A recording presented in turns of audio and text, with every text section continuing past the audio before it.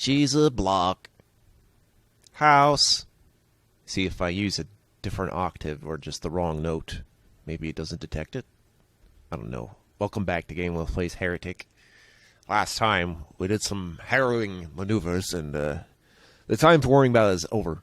However, my health is low enough that I'm going to have to quickly run and get some health, which isn't too hard to do. But you're going to start with a bunch of enemies.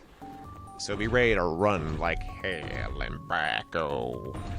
Jacko, block my house up, block. Oh, and episode 4 and episode 5 don't get any maps intermissions, which is kind of sad. Oh, there's also 2 Molotovs in this level. You're not going to be worried about them for a bit. I mean, one noticed me because I'm a senpai. Even despite having 2 Molotovs, this isn't actually an issue. And the reason for that is Phoenix Rod. The Phoenix Rod is actually useful on them even without the Tomb of Power. And I have enough room to maneuver that I could just keep clobbering with them, and there's plenty of ammo to go by. Your main squeeze is just going to be a bunch of the Ophidians. There's a whole ton of them. And the whole theme of the level is just, you go around a square. Yeah, really. I almost feel like this is a very minimalist design. I'm okay with it, though. I have to wonder how it worked out in the times, you know. But, you know, you get, like, a moat. Not really a moat, because there's no swimming in this game, but the closest thing you would get to a moat. Quite remedial usage of Health Staff, because it's natural for me to want to use Health Staff on Saber Claw, just like it's natural for me to want to use Phoenix Rod on fucking the Ophidians. Also, something I didn't mention, but I was playing long enough to remember that, you know, some of these enemies, they have like 2 separate drops. So, like, the Sorcerer's got the Claw Orb or Tomb of Power, but the Iron Lich can drop a bigger Claw Orb, which is more common than when it drops an egg. And I think the Molotov drops might be a Flame Orb, I think, if it's not dropping the Mystic Urn. Or, no wait, it might be dropping the Greater Runes, actually. That would make more sense. If the Sparrow could drop something, it'd probably be a big Inferno Orb, perhaps. Or like an Invulnerability Ring. That's how I would design it if you decide to make multiple Sparrows in one level. Right? If you hit it enough times.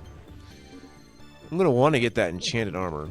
It's going to be silly, though, because you see how there was a blue door and a green door? The yellow door is actually inside the blockhouse. And going from the inside to the outside is how we're going to activate the rest of the level. We have to teleport through each of the 4 corners to get the middle all the way down with the yellow key in it. This is not so bad, though. I'm going to try to kill everything I can, including the snake man on the outside, before I actually trigger the sorcerer men from fucking around. Because there's going to be a bunch of them. So, crossbows and your role in them. Yeah, I don't know. Why are you following this content? What are you doing? Go outside. Oh, you probably are outside. Listen to me outside, you fool. I have so much to live for. Lots more. Many more Mondays, many more games. This is not a motto. Egg. Thank you, Egg. We love you, Egg. Might as well just use the fucking egg. I don't care. Yeah, I definitely can waste eggs. This is a no-brainer. There's gonna be so many Iron Liches in this episode that I'm just gonna be using eggs left and right more than I know how to make an omelet with. Like, what is a joke item is now a standard variety, you know, tool in the tool shed weapon. Goes with the rest of my weapon. It's like it's balanced around me having an egg. Think about that. Especially last level. How do I recall which teleporters to go in? I don't, actually. I just keep going in them until I get where I want to be. It's not like there's only so many that I get it right soon. Yeah, it's so weird to me that you have to actually open the door when you've already seen what's outside of it and what's inside of it. But that's because, actually, the green door is also hanging around on the ledge there. Yeah. So flying would immediately break this level. Okay, Mystic Urn. Phoenix Rod. You know, I might Phoenix Rod some sorcerers just to show them who's boss, but that's not really a good idea. I mean, you can do it, but time it so that doesn't go through them by accident. So there's at least a cluster of them. Take advantage of the AoE. I just like saying AoE. Ah, how quaint. I believe by now what you've seen me do is... I'm prepared now. I'm definitely prepared for the rest of the game. Where there was a difficulty spike, it's not going to get any more difficult. I mean, it might, but I think the difficulty is going to like dip and then go back up to near where level 1 was, but not quite there. So, schizophrenic, but inverted schizophrenic level design. But it's not so inconsistent like episode 4 Doom was. So, I have a confession to make. I didn't actually properly do episode 5 before doing these series until right about when I'm about to do them. But I figured I could do it. I made a bet with myself.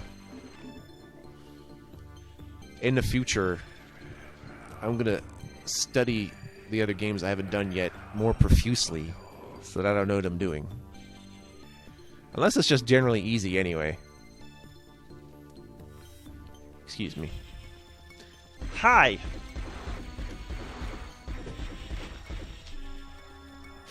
Just 1 second.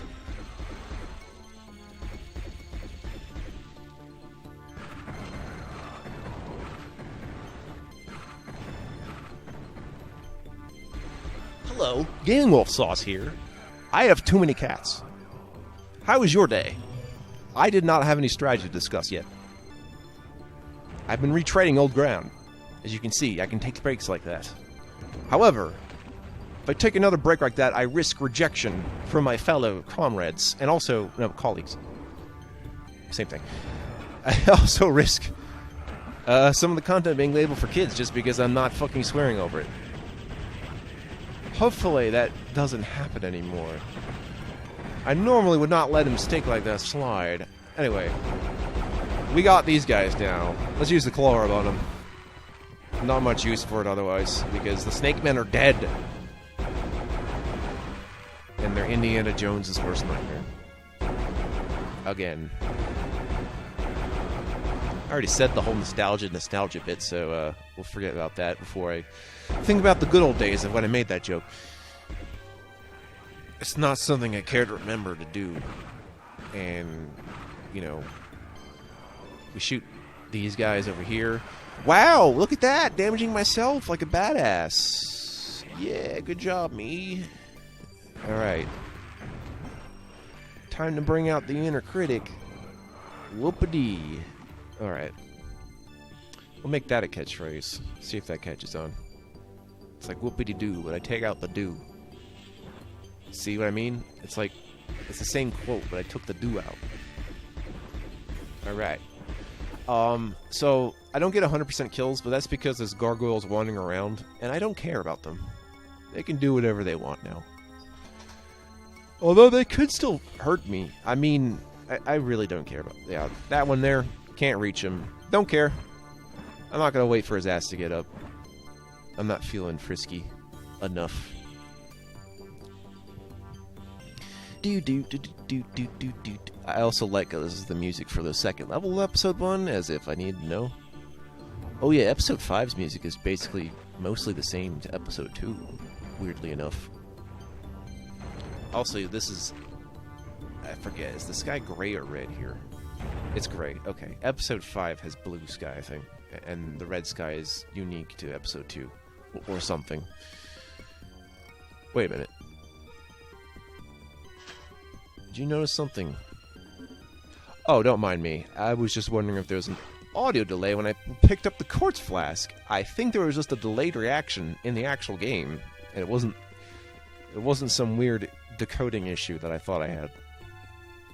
I hate when that happens. You watch a video and like you're like, "Oh, this sounds normal." Then like 5 minutes later, you notice the audio's 10 seconds behind. Oh, look, there's an iron lich in the hallway. He's doing the hall modder thing. So many of them, they just get their jobs, you know. They're taking all my jobs. Give them back. They took literally all of them. Yeah. They've just been delegated to lower duties. You know, it's been so long since they've been a proper boss. Foreshadowing. Hey, there's a second one in the hall. Should just rename this to Iron Liches in the Hall. Okay, that blue key is a disaster of a trap because you're gonna have 2 Iron Liches and a Molitor. Are you ready? All right, destroy it. Just drop a bunch of grenades, baby. I'm gonna try to focus on killing the Iron Liches first, since they can tornado me. Then we can work on the Molitor because there's an invulnerability ring around this area. And that'd probably be useful here. Although I'm going to save it because I can get enough distance that he won't get me too badly. But don't go up too close. Which is what makes the rockets so good, because you wouldn't want to be close to the rockets anyway. You shinabagger. You douche canoe! Alright. Ouch. Well, it looks like it hurts a lot when it just runs into me. It's not as damaging as him directly hitting me with the hammer, though. So don't let that happen. Or the fire line of damage, which went through the water. This is a pretty safe way to get him.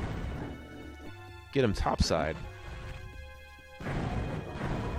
That's what I'm going to do with the other Molitor, too, is just lead him in this area. Have I really resorted to using the level 1 weapon? God damn it. Actually, no. It's just, spinning the roulette and being like, yeah, I use this for the next 5 seconds. See, he dropped the urn. He's cool like that. You must earn the urn. Okay. So now we're gonna open up the blue door, which will have another Molitor behind it. It actually surprised me the first time I did this, because I was like, wait, I thought there was only one Molitor. Shit! So, especially after level 1, it's like, okay, they're reproducing.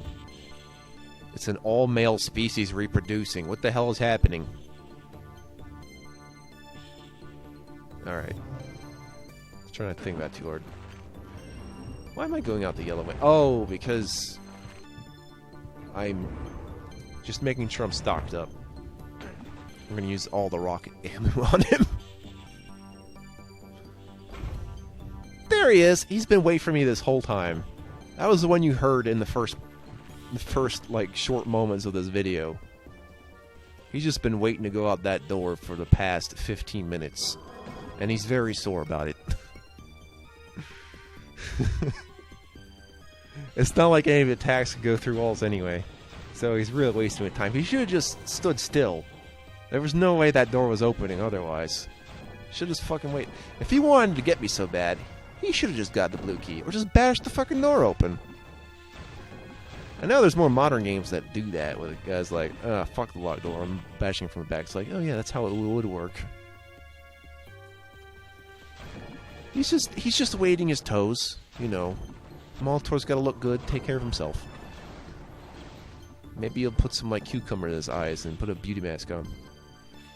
He's gotta look good. It's not always about masculinity, you know? Okay. This isn't all that exciting to talk about. I've already mentioned what kind of strat I used on the previous one. Luckily, he died before it became too cumbersome to talk about. It's just embarrassing when you live too long. It's like, I don't know what to talk about anymore. Maybe we should just die. We've ran out of subject material. And that's what happens. So, moral story is, ennui can kill. And so can Nintendo. Flame Orb. Flame on! Oh, yeah. Some subtext today. Hey! So, we're about to end the level. What did you think of it? I rated 5 blocks out of several more blocks. This is practically a Mario Kart 64 battle level, given shape of a Heretic, even though that was after this. One more Snake Man, as if I give a shit. I've allowed myself one rocket as quota. I gotta stop calling it that. But that is what it is. I was hoping maybe just drop one. I guess not. And there's our exit. Just walk over the teleport and get your ass out of there, sonny. Get the fuck out! And it's a lot safer than when I exited last level, which also was a floor teleport. What happened to the switches and the doors? 0 out of 0 secrets. You know, dividing by 0 is a bad idea, but 0 divided by 0 should just give you 1, right? Okay, next time.